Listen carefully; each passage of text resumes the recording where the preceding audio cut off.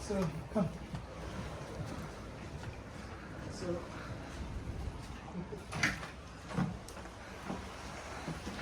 So that's premium cabin.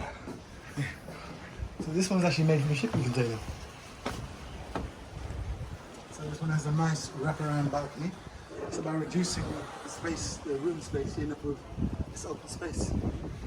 So this is a... Wow.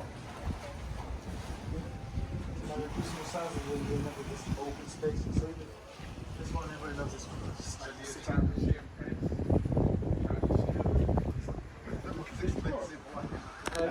That's what I asked. Okay. Good guy. So this one, how much approximately? At the moment, you can get this one for 90 US per night, which is seriously affordable. Yeah. Nice wide lens. What's that? iPhone 11 or 13? You can't beat wooden floor, can you? Hmm? Can't beat wooden floor. You can't.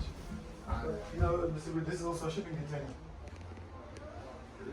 Nice. Utilize it well. Yeah. I'm done.